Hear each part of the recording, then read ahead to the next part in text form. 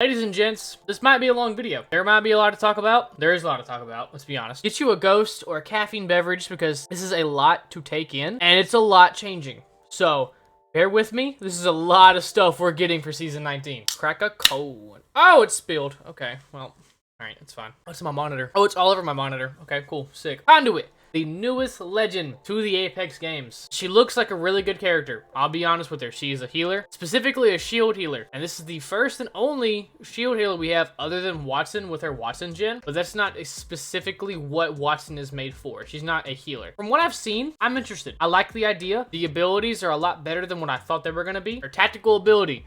Radiant Transfer. Send a surge of energy to a teammate, generating temporary shields for them, and Conduit when in danger. Passive ability, save your speed, and a burst of speed when running towards a teammate out of tactical range. Along with if you play solo and play Conduit. I'm not sure how that works either. Will you just be in a constant state of save your speed and you just constantly keep running at, let's say like 1.5 speed the entire time? Do you get to run almost like an Octane the entire time with just not losing your health instead? Like, I'm interested in that. But I like it though. More of a like in the trenches, in the field kind of character in my opinion. Like she's about that fight and she's about healing people while fighting, so I like it. Ultimate ability, Energy Barricade. Deploy an array of shield jamming devices which damage and slow enemies. This is going to be annoying, although they can be broken. They can be broken. They can be shot specifically. I don't know, maybe like a Wattson gen health. You have to mag dump an entire, clip into it. I don't know.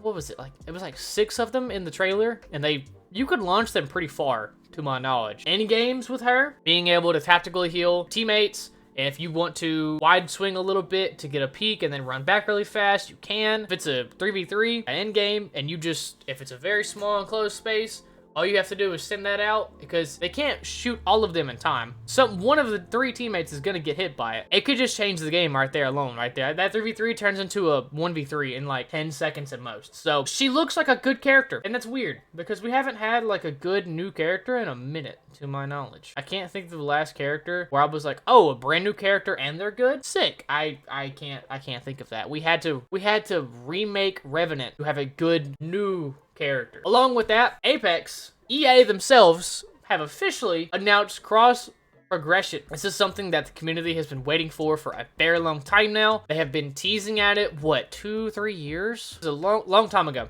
There was a tweet from an EA developer, specifically for Apex, talking about cross progression coming to the game, like promising it was coming to the game. That was like 2 years ago. I mean, someone could tell me in the comments if I'm wrong, but I'm pretty sure that was like 2 years ago, which is a very long time. Let me just say that.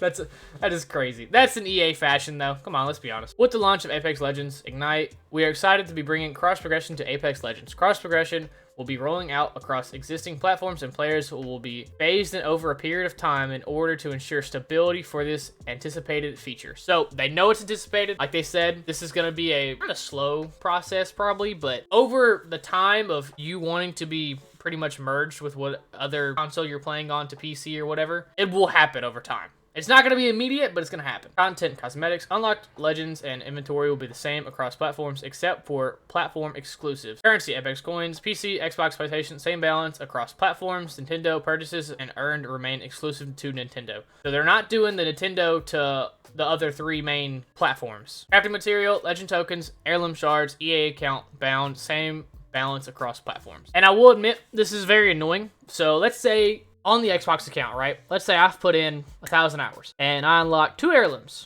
and they were the same heirlooms. I unlocked the same heirlooms on the Xbox that I did the PC that I mainly play on. Let's say I spent money for those heirlooms on the Xbox. Let's say I spent $1,000. Just, rough estimate, because I actually have spent over $1,000 on Apex Legends. I've spent a lot more than that actually. Yes, not my best moment in life. It's fine. It's okay. It's not okay.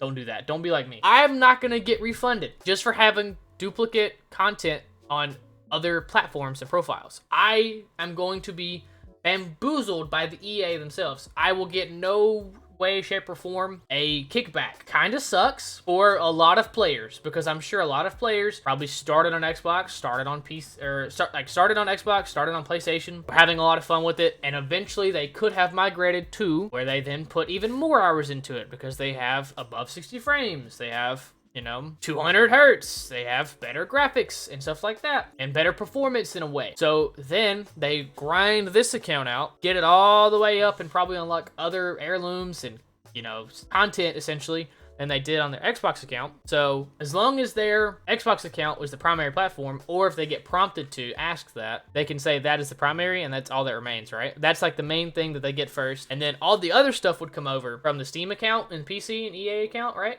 That's what I'm understanding. That makes sense to me in my head. If I understand this wrong, I am stupid. I am actually just dumb though, so like don't be surprised if I get this wrong entirely. That makes sense to me though. Stormpoint map update. Stormpoint is a map that is loved by our competitive community for its more predictable pacing and high loot quality. However, some of the elements of Stormpoint that make it great competitive can also make it more difficult to quickly find action during casual play. I'm glad y'all at least respect and stated that out loud. Like, yes, the competitive community love map. Map good.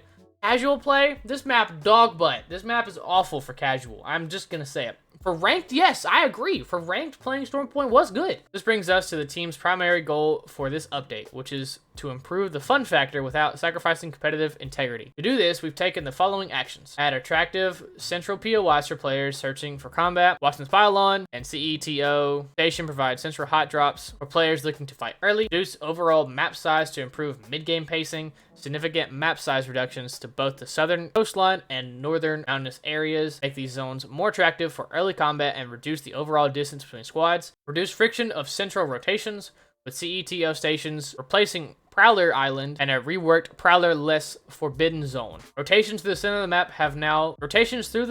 map have never been smoother. Now, I like the dogs. Bring back the dogs. I was not mad at the dogs. Then again, the storm that came through obviously obliterated all of the dogs. Like, it's just lore now. Like, it's lore accurate. The storm wiped out a lot of the map. They're refixing the map, and the storm also killed all the dogs. So that's just lore now. So unfortunate for the doggos. New POI, Watson's Pylon, and it looks good. I like it. This is going to be a hot zone. It's like a very hot zone. I can see about 3 to 5 teams landing here every ranked game. This looks dope. I'm gonna be honest. This looks actually sick. The zoo station looks dope. Yeah, these Stormpoint changes are looking nice. Like, I'm gonna be honest. This looks pretty sick too. Good POIs in general. Like a good spread of POIs and new interest. Echo HQ. This is on the coast. Postal map. Oh, this was ship, right? They used to be near the ship. Devastated coast.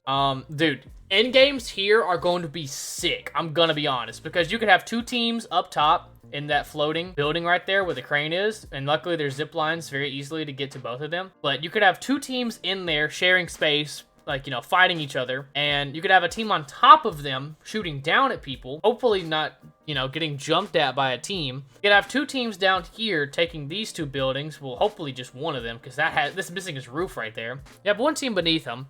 You have 1 team, dude, you could have dude, yeah, end games here are gonna be sick. Holy. Was this Fish Farms? I think this was Fish Farms. Oh no, I like Fish Farms. Dude, no, get rid of this coast. Get rid of this POI and bring back Fish Farms. I liked Fish Farms. I actually enjoyed Fish Farms. Fish Farms was goated. Nah, that's cringe. That's cringe. IMC armories have pretty much been removed. Specifically the bots in them. So you cannot land and get blues and do an armory and get to purple off spawn. So no longer that. Luckily, there's still good loot in them. It's not gonna be smart loot like it was for players specifically, because it would give you 2 pills per player and then 2 more pills if you did it fast enough, and it would just kind of have like free loot in there. I don't think those were player specific, but if I had an R99, 9 times out of 10 I was leaving out of there either with a digi and a purple mag, or just a digi in a blue mag, or like a gold mag and like a good sight for it at least. Like 9 times out of 10, your boy was like, I was kidded. We got to do an armory every time. Reworked area, Forbidden Zone. So this was the Prowler's nest essentially. This is where like a lot of Prowler nests were here. It was like 5 or 6 of them. Maybe even more of that. Probably not crazy good anymore, but it's not bad. Lightning Rod also got reworked, so this is what it used to look like. Big, giant area for the map, hanging off the map for Lightning Rod pretty much, with some smaller buildings in between. And then the reworked version of it is pretty much gutted the space of it, but it's all still there.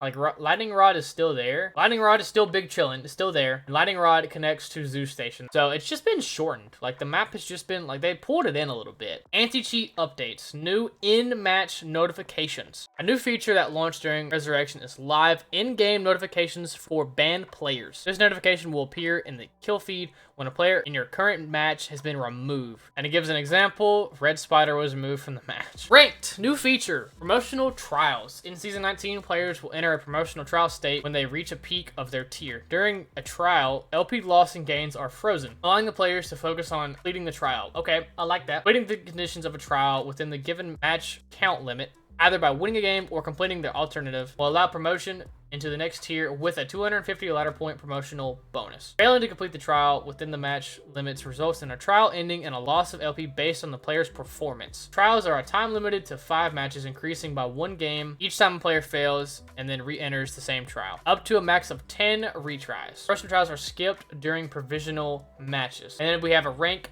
tier like distribution of what the actual conditions are. So rookie to bronze, main condition is winning a game, alternative top 10 placement, and get 3 kills or assists. Same thing for bronze, but it's 6 assists now from bronze to silver. From bronze to silver is get 6 kills / assists, but then silver to gold is 3 kills and assists. And then gold to platinum is also 6 kills and assists. And then plat to diamond is just winning a game, and then diamond to masters is just winning a game, and that's it. Wow. All right. So at least we have the groundwork for what we need, and this is official from them, so sick, actually. Ranked tuning. Oh, I'm very interested in what they're about to tell me with ranked tuning. Increasing the amount of rating bonus given to help players' ranking catch up to their skill bracket. Reduce the bonus that is withheld and thus the difficulty of climbing when players are actively pushing against their skill ceiling. Provisional bonuses are adjusted to land players closer to the expected statistical 1.5 tier drop at the end of their 10 provisional games. Ranking difference restrictions for 3-stack pre-mades have been removed. Players will now be able to play with friends no matter where they are on their climbs, with the caveat that their squad will face more difficult battles if there's a bigger discrepancy between your skills. So if I'm bronze and I'm dog and I want to play with the homie who's pred, I'm going to get dunked on 24/7, but the homie won't. Very simple, makes sense. Crafting rotation, RE45 and 30-30 repeater. Leave the crafter back on the floor. 301 in the vault. Enter the crafter. Booster loader removed from the crafting rotation. Digi-threat also removed from the crafting rotation. Hammer point rounds added to the crafting rotation. So Digi-day is no longer a thing. It's a sad day for the community, but I'm very okay with that. Everyone having a Digi in every day of Digi-day was very annoying over time. Care package weapon rotation. L-Star EMG returns to the floor. Removed disruptor rounds. Projectile size reduced. Improved recoil pattern. Improved recoil pattern. All right, fair enough. Reduced randomness in the early part of the recoil pattern. It was very random. Damage increased to 17 was 16, so they're increasing the damage. Barrel attachment improved to match other weapons. Okay, so the L-Star might still be decent. It was broken, obviously, with disruptor rounds on it, but seems decent. Now, this is the scary part. I hate this part. It's very scary. Wingman enters the care package. New hop-up. Skull Piercer Elite. Ignores helmet headshot damage reduction. Sick. That's just sick, dude. Also with the boosted loader, damage increased to 50 for a body shot. Was 45. Projectile size increased. It is a sad day. It is a sad day that this is... Oh, dude, no. This is gonna be broken. Oh, no. The Wingman players are so happy. Oh! Alright. Gotta get ready to deal with that. Care packages will now always have 1 weapon at all stages of the game. If I get Wingman Zone 1, I'm gonna freak out. I'm gonna lose my mind. I'm gonna freak out. I'm gonna puke. I'm gonna vomit. Gold weapons rotation, Havoc, RE45, Car SMG, L-Star, Longbow, DMR. Pop-ups, boosted loader removed from floor loot, so it's just no longer a thing. Turbocharger removed 1 damage reduction when equipped. Weapons, 30-30 repeater, increased hipfire spread. Understandable, it was still pretty good in close range. Bow check. Faster initial draw speed. Select fire button now toggles shatter caps. Heighten shatter cap blast pattern. Charge rifle getting a buff. Improved bullet drop ballistics. Improved projectile size. Because charge rifle's not usable right now. Let's just all be honest. It's just not, dude. Hemlock damage reduced 21 was 22. Still very okay with that because it's still good. so does not matter. I can still do 60 plus damage in one burst of it. That's all that matters. No, the longbow got increased projectile size in general. The sentinel increased amped shot projectile size because a charged sentinel is very annoying and it does so much damage. So, oh no, the snipers have gotten a big buff. So the sit back players who like enjoying sitting back more are gonna enjoy this update. Legends. Bangalore getting scuffed on this one. Double time reduction to 2 seconds was 3. Smoke lifetime reduced to 18 seconds was 23. It's still a long time though. Rolling Thunder stun duration to 6 seconds was 8 seconds. Honestly, she's still good. I thought this was gonna be way worse. She's still good. No, she's still fine. This one hurts me though. This one really does hurt me. This one sucks. It was needed because Catalyst was very OP for a very long time though. Piercing spikes. Core no longer blocks projectiles, allowing bullets to pass through. If you sat in the middle of a cat queue, you could not get shot. If these spikes were activated, the actual ball itself would get shot, but it would not travel through and hit me. So this was needed. You could literally negate damage by sitting in the ball of her cat queue. So this is needed. Max in-world count reduced to 2 was 3. That is gonna suck because I loved having 3 and now I only have 2. So, oh no. Throw range decreased about 50%? Alright, given, that was kind of needed because I used to huck them things across the map. Dark Veil, cooldown no starts after the wall comes down. Reduced lifetime to 25 seconds was 30 seconds. 5 seconds of hit is actually kind of that hurts. Passive updates, Pathfinders, Insider Knowledge, and now scan care packages after allies have already scanned them. Wraith's voices from the void. Reduced look time required a trigger.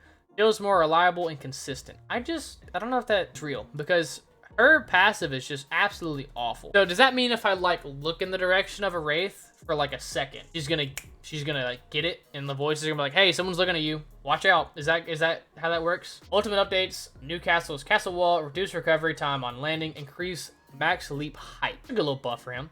Revenant's Forged Shadows, reduce the extension window for assist to 3 seconds was 30 seconds. Yes, that was needed. This was required by law because Revenant is still good. He is still a good legend. It does not matter that he's getting only 3 seconds for assists.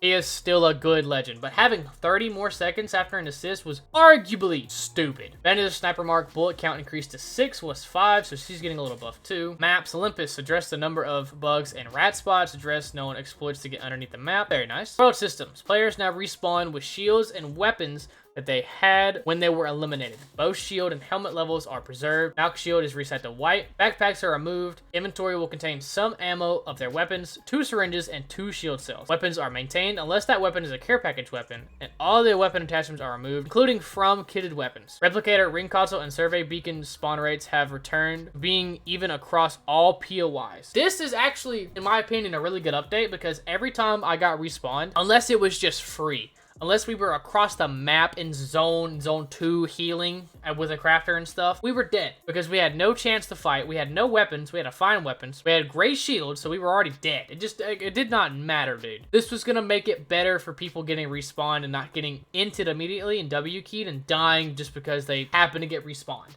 They have a fighting chance now in some way. I like it. And it's also not broken. They're not allowing care package weapons, including removing the weapon attachments, and even for kitted weapons too. That's a good and healthy balance. Just a massive, dude, I mean, a massive update. A lot to process, a lot to take in. Hopefully, another good season of Apex. I was not mad at Season 18, so hopefully Season 19 will be pretty good too. Gonna have to wait and see.